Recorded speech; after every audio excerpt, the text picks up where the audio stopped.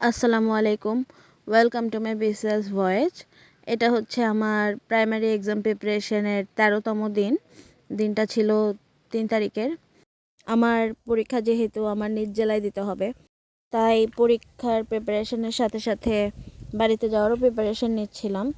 জামা কাপড় গুছিয়ে নিলাম, সাথে যেহেতু এখনও পরীক্ষার 4-5 দিন বাকি আছে, তাই যেন বাড়িতে যেও হালকা পড়ালেখা করতে পারি, এই কারণে সাথে কিছু বই নিলাম। বেশি বই নিলাম না, কারণ যেহেতু বাড়িতে যাওয়ার পথে বেশি বই খাতা নিতে কষ্ট হবে, এই কারণে শুধুমাত্র আমার পিটুয়ের 2-একটা লেকচার শিট নিয়েছিলাম, ম্যাথ আর বাংলার, আর প্রাইমারি প্রধান শিক্ষকের গাইডটা নিয়েছিলাম, আর আমার হ্যান্ড নোট ছিল বাংলাদেশ বিষয়াবলীর, ওইটাই নিছি।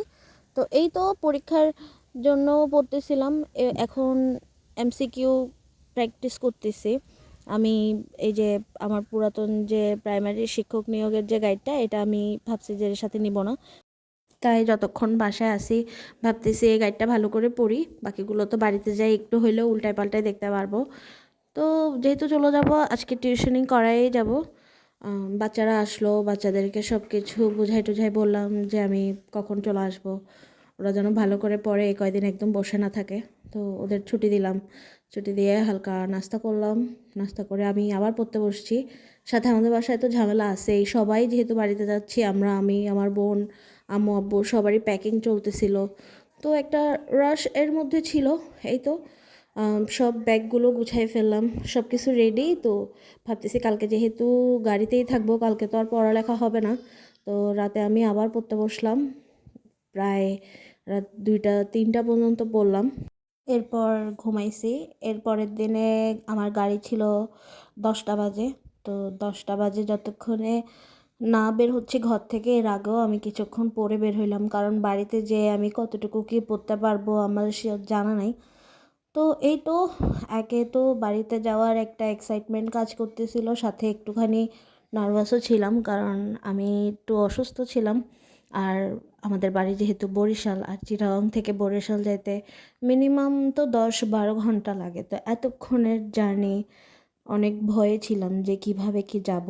পরের দিন বের হইলাম আমরা 5 জন, আমার বোন, আমার আব্বু আম্মু, আর এই যে সোহানা আর সাহিল, ওরা আমাদেরকে সি অফ করতে আসছিল। ওদের 2জনের অনেক মন খারাপ ছিল, প্লাস সুবাহারও অনেক মন খারাপ ছিল যে আমরা চলে যাচ্ছি। তো এই তো কোনো রকম আল্লাহ আল্লাহ করতে করতে বের হচ্ছি, কারণ সত্যি শরীর ঠিক ছিল না। এমনিতে এত খারাপ লাগে না জার্নি করতে, কিন্তু ওই দিন কেমন যেন লাগতেছিল যে এত লং জার্নি করতে পারবো কি না।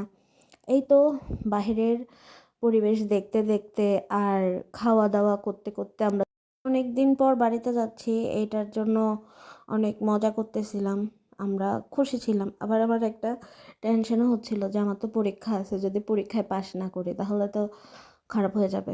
আম্মু আমাকে এত কিছু বলে না, তাও তো একটু বলবে যে তোর জন্য কত কষ্ট করে বাড়িতে গেলাম, যদিও বাড়িতে ওনাদের পার্সোনাল কাজ আছে, আমার জন্য কেউই বাড়িতে যাচ্ছে না, আমি একমাত্র বাড়িতে যাচ্ছি পরীক্ষার জন্য।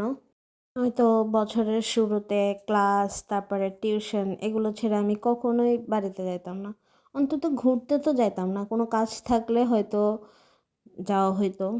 ছোটোবেলায় প্রতি শীতকালেই যখন স্কুল বন্ধ থাকতো আমরা যাইতাম। তো ওই মজাটা আর এখন নাই। এখন দেখা যায় যে কোনো কাজ পড়লেই বাড়িতে যাওয়া হয়, এছাড়া আর যাওয়া হয় না। বাসে যতক্ষণ ছিলাম ততক্ষণ আমাদের এত একটা ঠান্ডা লাগে নাই, ভাবতেছিলাম কি রে, শহরের চেয়ে কি গ্রামে শীত কম? কিন্তু বাস থেকে নামার পরে বুঝতে পারলাম যে কাকে ঠান্ডা বলে। তো নামলাম, একটু খাওয়া দাওয়া করলাম, শেষ 3টা 4টা বাজে কুমিল্লা গাড়ি থামাইছিল, তখন ভাত খাইছিল সবাই। এরপরে একদম রাতের 10টার দিকে আমরা গাড়ি থেকে নামছি। তো ততক্ষণে ক্ষুধা লাগছে অনেক। তো এই তো ওখান থেকে খাওয়া দাওয়া করে সবাই বাড়ির দিকে যাচ্ছিলাম। আজকে এই পর্যন্তই, আগামীকালকে আবার দেখা হবে ইনশাল্লাহ।